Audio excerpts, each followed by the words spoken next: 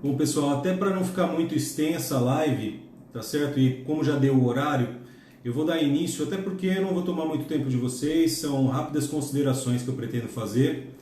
E como todos puderam ver na chamada da live, hoje nós vamos tratar sobre os efeitos da prorrogação da MP 936, que é aquela medida provisória que foi criada no mês de abril desse ano, para tentar conter os efeitos da pandemia no âmbito do trabalho. Ou seja, foi uma medida provisória que foi criada pelo governo no intuito de preservar os empregos e desonerar um pouco as empresas que estão, obviamente, afetadas em todos os ramos, tanto do comércio como da prestação de serviços. A MP 936, eu vou fazer rápidas considerações sobre ela. Boa noite a todos. Ela veio trazer dois programas nesse intuito, nesse escopo que eu já comentei com vocês, de reduzir os efeitos da pandemia no comércio, nos empregos e na atividade da empresa, quais sejam. A primeira delas é a suspensão dos contratos de trabalho, certo?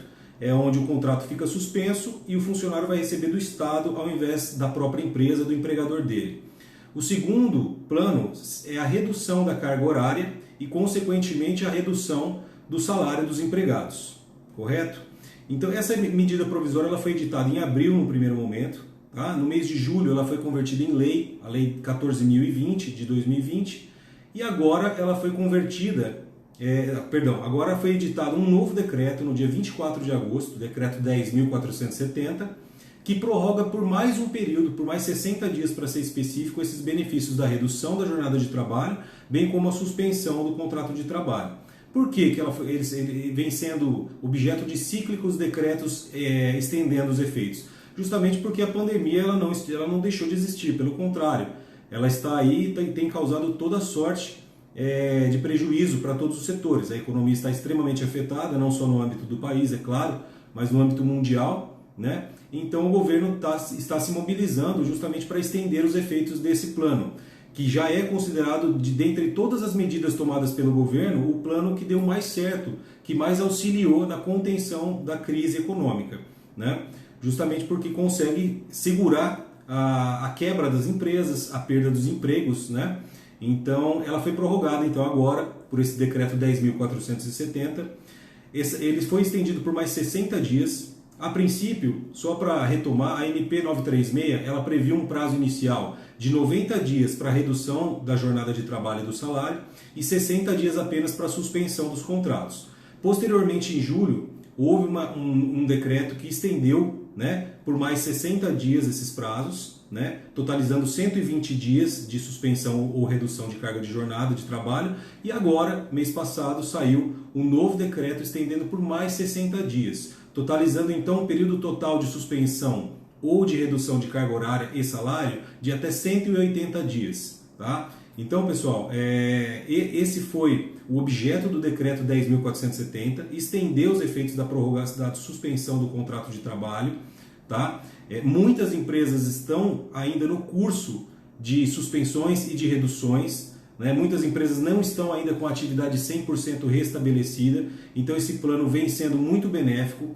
Para o empregado, igualmente é benéfico, uma vez que ele não perde o seu emprego, né? Ele tem a sua função preservada no âmbito da empresa, ele não vai ficar desamparado.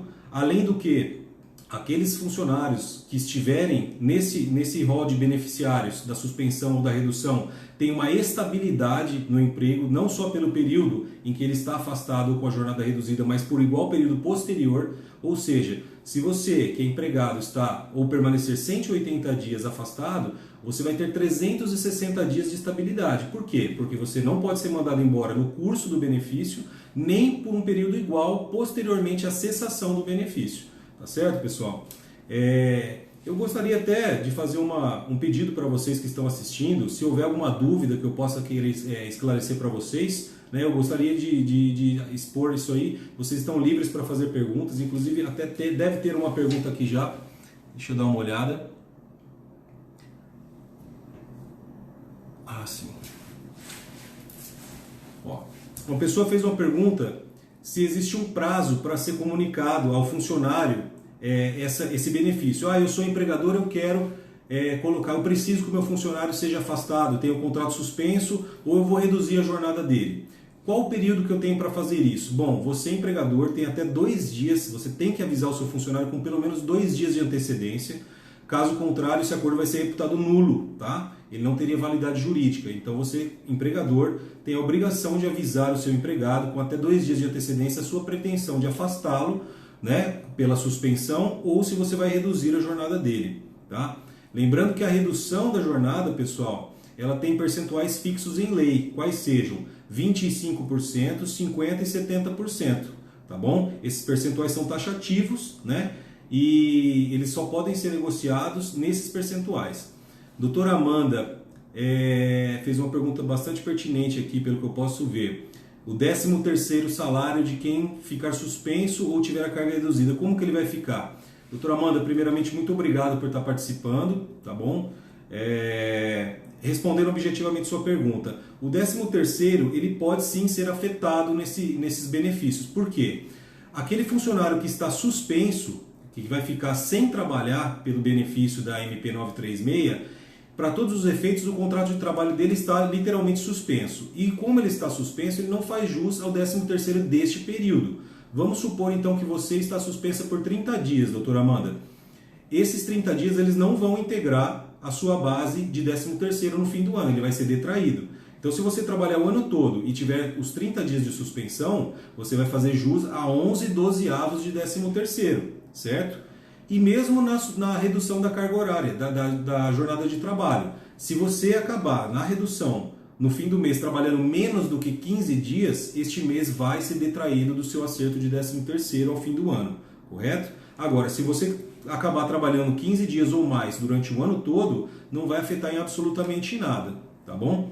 Doutora Gabriela também perguntou se na suspensão do contrato de trabalho o empregado pode trabalhar remotamente. Gente, não pode, tá? A suspensão do contrato de trabalho, como o próprio nome do Instituto diz, é uma suspensão de toda e qualquer prestação de serviços. Se você, que é empregado, for demandado pela sua empresa, pelo seu empregador a trabalhar durante o período de suspensão, este acordo de suspensão será considerado nulo e a empresa vai ser obrigada a pagá-lo, tá? Mesmo no trabalho remoto, isso não abrange só o trabalho diretamente no seu serviço. Se você for demandado a trabalhar em home office, em teletrabalho ou qualquer outra modalidade remota de serviço, vai desconfigurar o acordo de suspensão do contrato de trabalho e vai passar a ser devido às horas trabalhadas nesse regime, tá certo? A doutora Daniela Cooper, o empregado é obrigado a aceitar a proposta de redução salarial da jornada da MP 936? Sim, Dani, na verdade assim, não quer dizer que ele é obrigado, por isso que chama acordo, né? É um acordo em que ambas as partes têm que chegar ao consenso dessa redução, tá? Então não haveria uma imposição, tá certo? Agora, se houver um consenso, quem dita o período pelo qual o funcionário vai ser afastado ou vai ter a jornada reduzida é o empregador, tá certo? Então assim, por ser um acordo, depende de mútuo consentimento, não é algo que pode ser imposto, tá bom?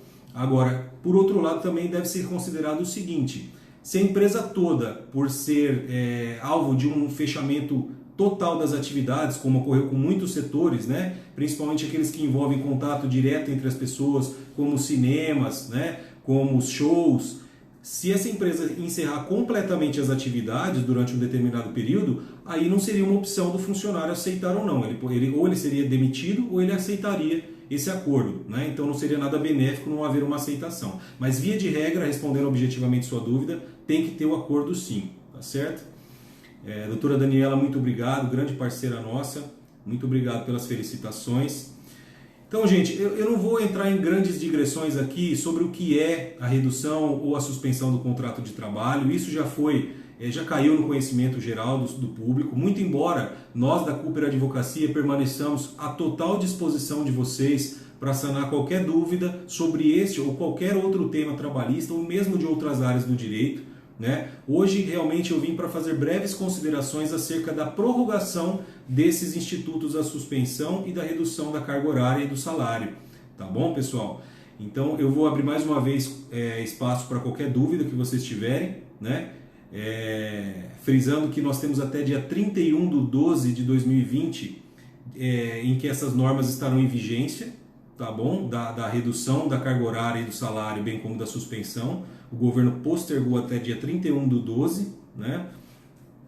E por enquanto houve apenas a prorrogação em 60 dias, tá certo, pessoal? Desses benefícios que já haviam sido prorrogados por igual período em julho, né? Estavam em vigor por 120 dias e agora foram estendidos para 180 dias.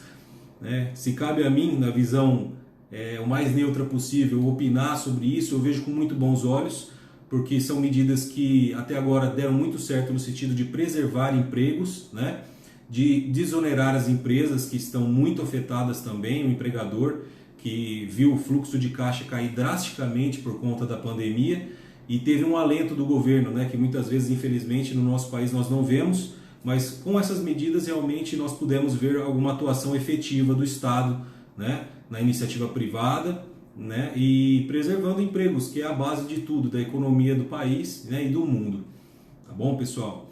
Gente, eu vou manter essa mesma live, nós vamos veicular no canal do YouTube do escritório da Cooper Advocacia, certo? A Cooper está entrando numa política de fazer reiteradas lives, interagir com o público, interagir com vocês, né? Para que sejam fornecidas informações necessárias, principalmente nesse momento de grande transição. Nós estamos mais do que nunca num fluxo muito grande de edição de normas novas, de decretos, medidas provisórias, justamente por conta da pandemia, né? A doutora Vânia fez uma pergunta: como fica o pagamento das férias e 13º nos casos de redução de jornada?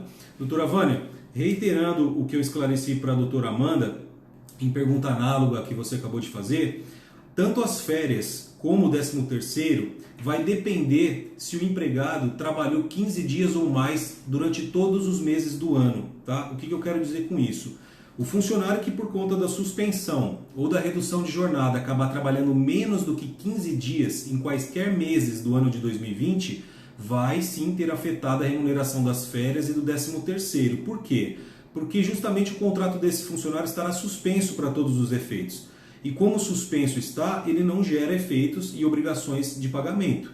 Então, só em termos práticos, se um funcionário, se você, sendo empregada, tiver trabalhado 14 dias nesse mês de setembro, em novembro e dezembro desse ano, o seu empregador não será obrigado a te pagar o mês de setembro a título de 13º, justamente porque você não estava trabalhando, você estava recebendo em casa pelo governo, né? Então, acredito que isso responda a sua dúvida. Tá certo, pessoal? Bom, gente, então gostaria de encerrar por aqui essa live. Nós faremos várias outras chamadas para lives futuras, né? O plano é fazer lives pelo menos toda semana. Agradeço a presença de todos vocês que tiraram um tempinho aí para prestigiar, para apoiar nosso trabalho, tá certo? E mais uma vez agradecer e nos colocarmos à disposição para esclarecermos quaisquer dúvidas que vocês tenham, assessorá-los, né, no âmbito trabalhista, no âmbito civil, contratual, tá bom? E é isso, pessoal. Uma ótima noite para vocês, um ótimo restinho de semana. Um abraço.